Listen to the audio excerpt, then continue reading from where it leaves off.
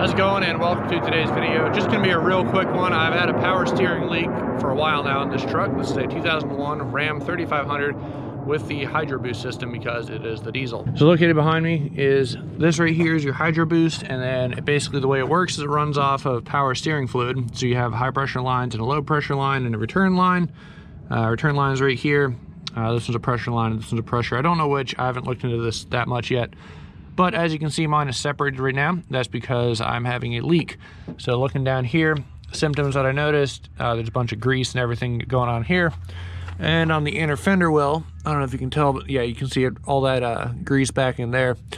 So that's actually power steering fluid. Now, I've been chasing a leak for a while. I thought it was coming out of my pump down there, and I didn't notice how wet this line was. And that is because the O-ring that goes right here, when I pulled it off, it literally crumbled and fell apart. I don't know where it went, but it was absolutely pancaked and trashed. So I was literally about to replace all my power steering lines because I thought that the leak was somewhere in one of these lines.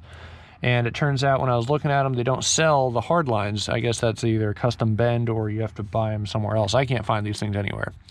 So realizing that wasn't going to fix my problem, I started looking elsewhere, and turns out there's no ring right there. So what I went ahead and did is I went ahead and purchased a little multi-pack from AutoZone. The ring that goes on here is an 8mm. That is what I measured it out to be. Might do a little bit smaller, a little bit bigger, depending on exactly what fits. So we're gonna find out in a minute, but this should take care of one of my leaks. I have a lot of leaks in this truck. I'm working on fixing them.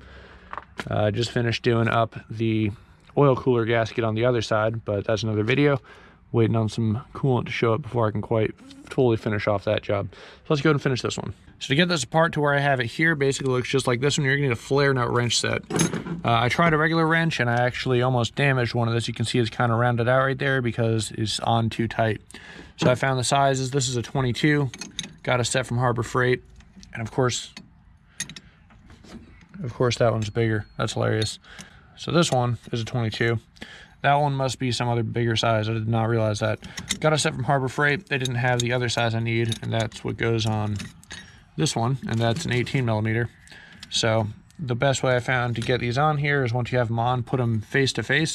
So that one's gonna be like that, and this one's gonna be like that. This is the least, this puts the least amount of stress on the line, and when you rotate them, you're least likely to bend anything, and that's what I found.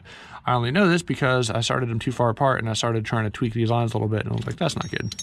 So 22 and an 18 to get this one.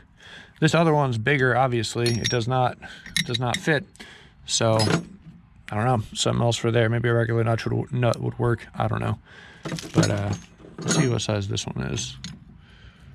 This is also an 18, so good to know.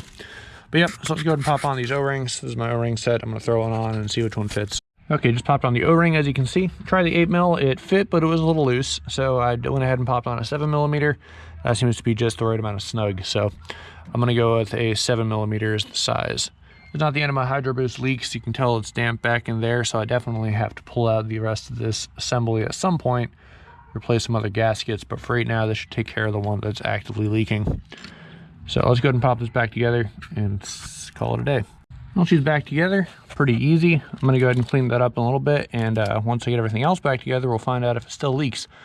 But pretty easy day. So hope you enjoyed the video. Something real quick and easy that I thought I'd share.